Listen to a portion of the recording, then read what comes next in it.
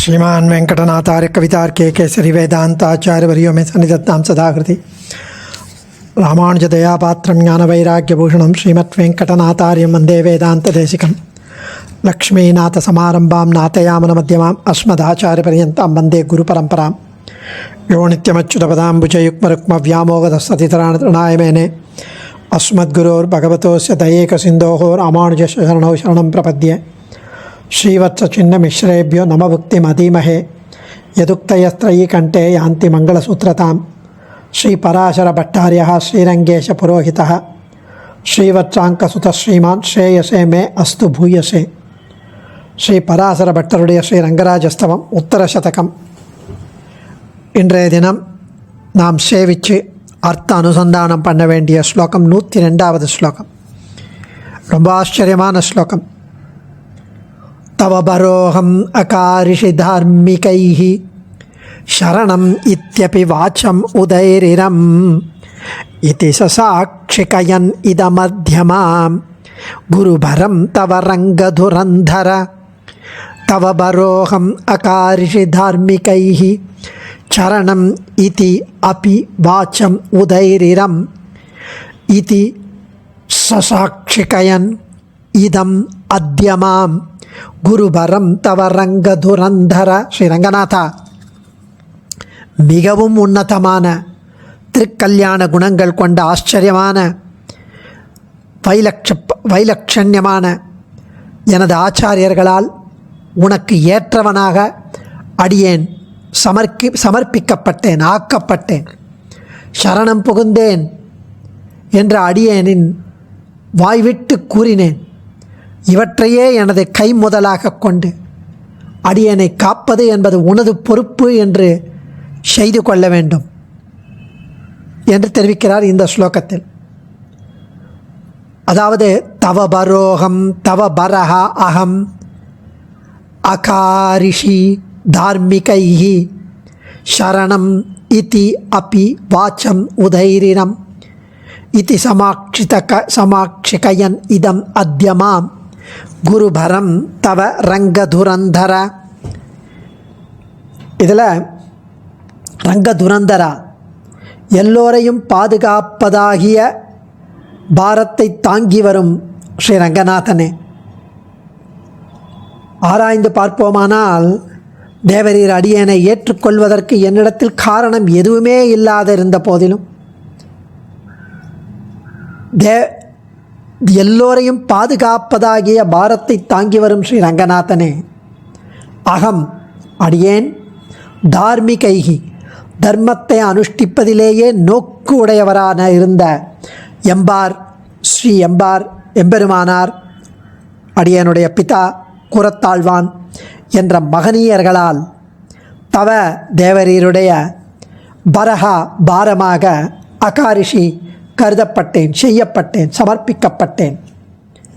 சரணம் தேவரீரே அடியேனுக்கு பாதுகாவலர்.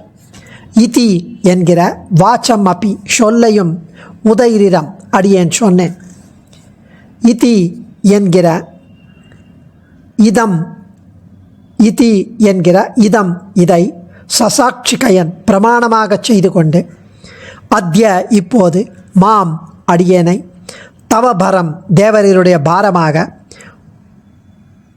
குரு செய்து கொண்டு அருள வேண்டும்.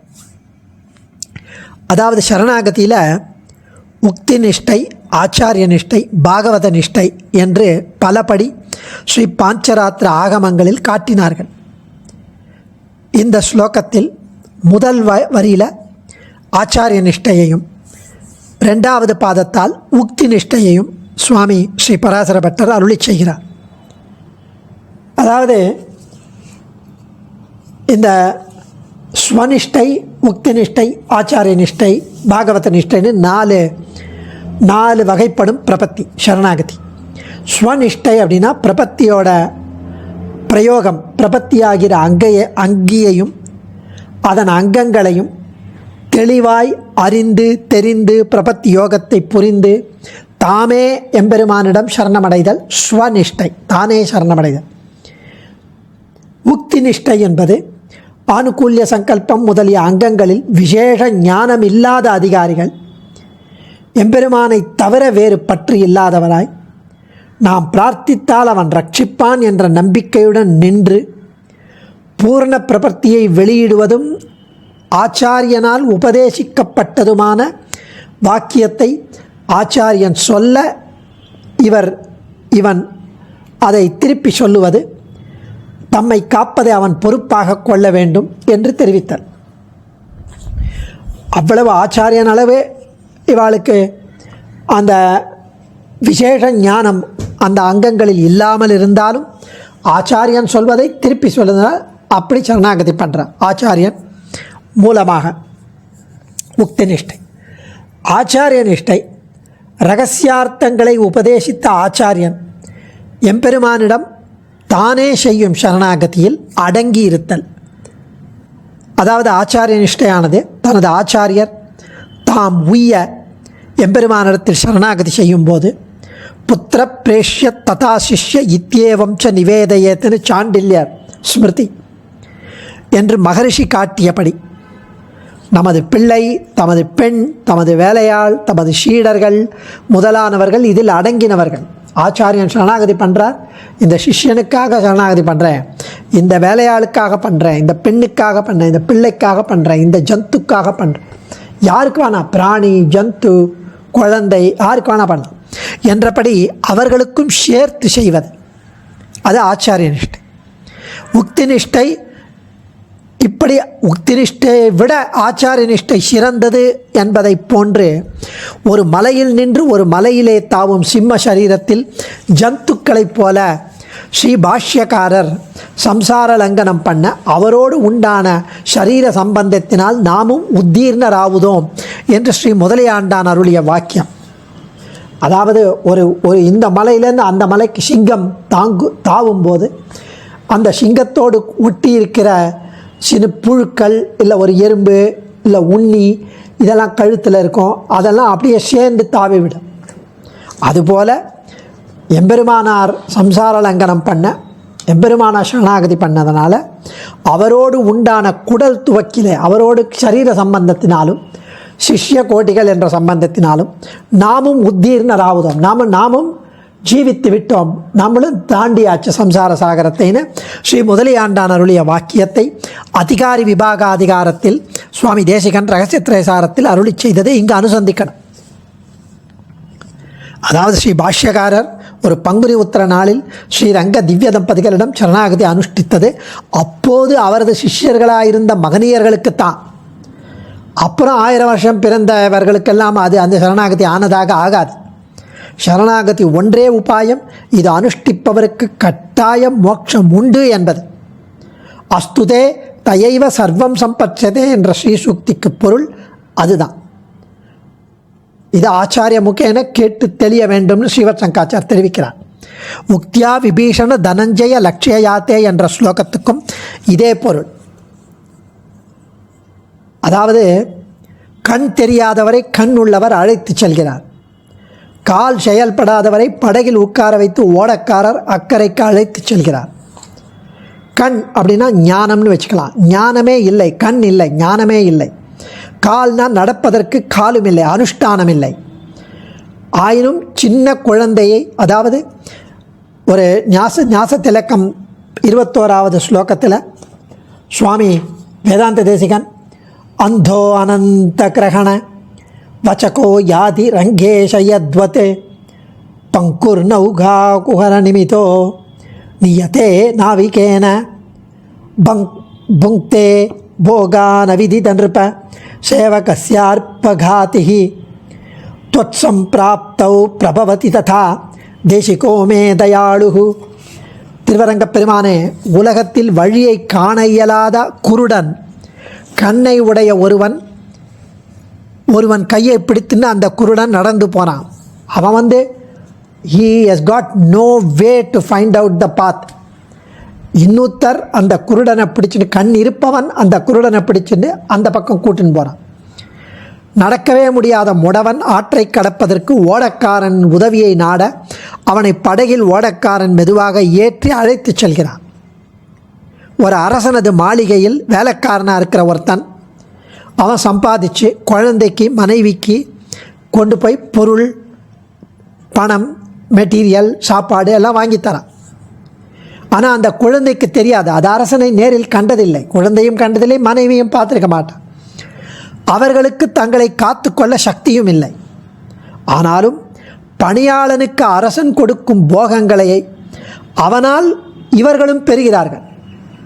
அது மாதிரி நம்ம ஆச்சாரிய நிஷ்டையில், ஆச்சாரியன் பண்ண சரணாகதியில், ஆச்சாரியன் மூலமாக நமக்கு கிடைக்கும் போகங்கள், நமக்கு பெருமாளை தெரியலன்னாலும், ஞானம் இல்லைன்னாலும், அந்த அனுஷ்டானம் இல்லைன்னாலும், அதை பற்றிய பூரண விஸ்வாசம் இல்லைன்னாலும், ஆச்சாரியன் மூலமாக வரும் போகங்கள் அவரால் நாமும் பெறுகிறோம். எப்படி அந்த குழந்தையும் மனைவியும் அந்த வேலையாள் கொடுக்கும் ராஜ போகங்களை தாங்களும் பெறுகிறார்களோ, அரசனை கண்டதில்லை, அரசன்கிட்டேருந்து வருதுன்னு தெரியாது, ஆனால் அந்த வேலையாள் கொடுப்பதால் இவர்கள் புரிந்து கொள்கிறார்கள். அவ்வாறே பிரபத்தியை பற்றிய விசேஷ அறிவு பெறாதவனும் வேறு உபாயத்தை செய்ய சக்தியற்றவனுமான அடியேனை உன் திருவடியில் சேர்த்து மோட்சம் பெறச் செய்ய கருணை நிறைந்த ஆச்சாரியன் வல்லமை படைத்தவர், சக்தி படைத்தவர். பஞ்ச அங்கங்களும் அங்கியையும் சரணாகதியை நன்றாக தெரிந்து கொண்டவர், பிரபத்தி பிரயோகத்தை அறிந்தவர். அவர் அடியேனுக்காக செய்யும் பிரபத்தியால் உன் திருவடிகளை பெற்று பரிபூர்ணமாய் அடியேன் அனுபவிப்பேன்னு வேதாந்த சிங் அங்கே தெரிவிப்பது இந்த ஸ்லோகத்திலிருந்து திருவுள்ளம். இது ஆச்சாரிய நிஷ்டை. அடுத்த பதத்தில் உக்தி நிஷ்டையை தெரிவிக்கிறார் பட்டர். ஆச்சாரிய பிரதிஷ்ட வாக்கியத்தாலே தாதிமார் சொன்ன பாசுரத்தை சொல்லி சார்வபௌமனை சரணம் புகும் முக்தரான சாமந்த குமாரர்களைப் போல என்னுடைய ரட்சை உனக்கே பரமாக ஏறிட்டு கொள்ள வேண்டும் என்கை என்ற அதிகாரத்தில் தெரிவிக்கிறார். அதாவது ஆச்சாரியன் அந்த சரணாகதி பிரயோக விஷயத்தை சொல்ல, அதே இவர் சிஷ்யன் அப்படியே யதாசக்தி யதாமதி ரிப்பீட் பண்ணி சரணாகதி பண்ணுறார். அப்படி அடியேன் செய்ததால் என்னுடைய ரட்சை உனக்கே பரமாக ஏறிட்டு கொள்ள வேண்டும் என்கை. இப்படி இருக்க பட்டர் சொல்கிறார், எம்பார் ஆழ்வான் இருவர்களாலும் தேவரீரால் ரட்சிக்கப்பட வேண்டியவனாக எம்பெருமானிடம் சமர்ப்பிக்கப்பட்டவன். ஆல்ரெடி அடியேனும் சரணம் என்று தேவரீரிடம் வேண்டி வருகிறேன். ஆச்சாரியர்கள் சமர்ப்பித்ததே போகிறோம், இருந்தாலும் அடியேன் அதை உணர்ந்து தினமும் தேவரீர் எம்பெருமானாருக்கு சொன்னபடி, ஸ்ரீ பாஷ்யக்காரருக்கு சொன்னபடி, துவயம் அர்த்த அனுசந்தானேன சக சதா ச ஏவம் பக்தா என்று ஸ்ரீ பாஷ்யக்காரர் அருளியபடி அடியேன் துவயம் அர்த்த அனுசந்தானமாக அந்த சரணாகதியை அனுசந்தானமாக நினைவு கூறுகிறேன்.